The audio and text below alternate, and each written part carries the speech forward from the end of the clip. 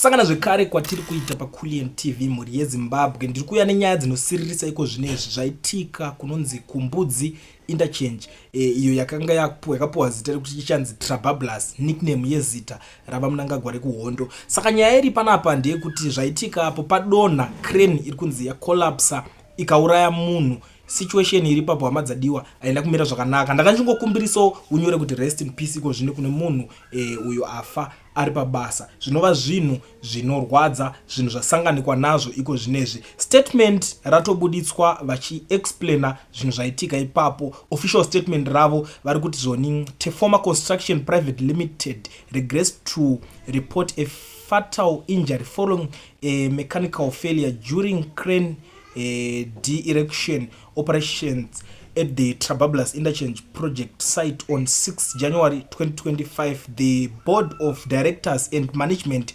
extend their sincere condolences to the deceased family, friends and colleagues. The incident occurred during the dismantling of a static tower crane by Mbudzi Private Limited. Mbudzi, our contracted rigging specialist firm. The mechanical failure resulted in the collapse of both the static tower crane and the mobile crane being used for the de-erection process. The deceased was an employee of Mbudzi, the specialist subcontracted company at the site. In cooperation with relevant authorities, a full investigation into the incident is currently underway.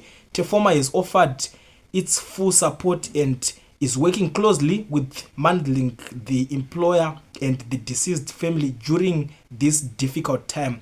The board of directors and management team remain committed to maintain the highest safety standards across all our project sites. Further announcement will be made in due course. Ndo statement ravabuditsa mushure mekunge munhu adzwanywa necrane zvaitika paMbudzi kana kuti paTrabablas Interchange. That's the current situation. Zvinhu hazvina kumira zvakanaka veduwe, inyaya dzinosiririsa dzakadai so idzi. But I'm surprised kuti why zvekutondinetsawo kuti vanhu vakawanda vanozviti masupporters eZANU-PF vari kumhanya vari mbishu kuda kutry kuexplaina zvinhu zvaitika ivo vasipo, vari kuda kuedza kuda kudefenda by all means. Yowe zvazoitika, it's a normal accident, it's a chinchi.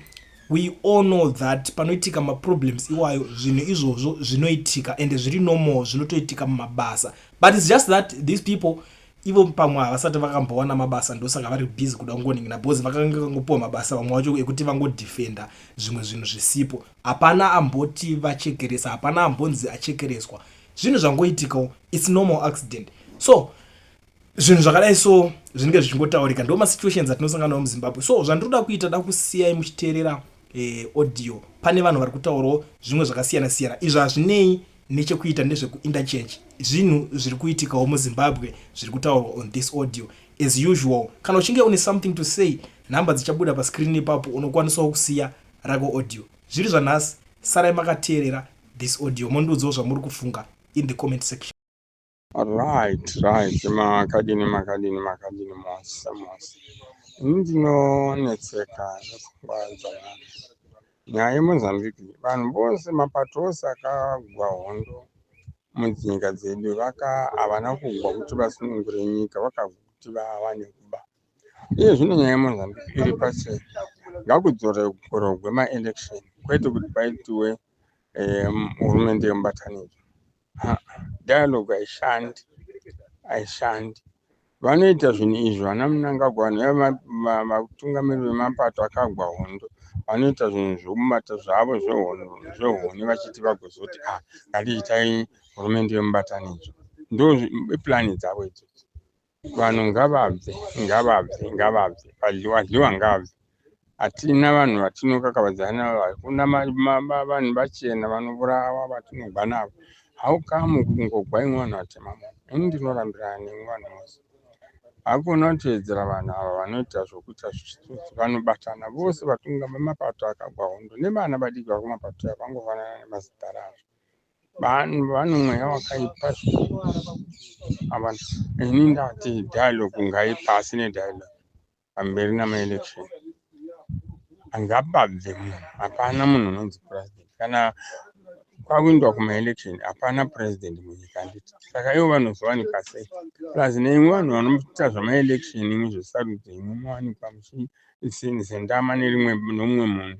Munhu uye haasi muridzi wemari, haasi munhu werudzi wenyika, haazi Mwari. Siyanai nazvo zvokukanganisa vanhu. Munouraya hama dzenyu.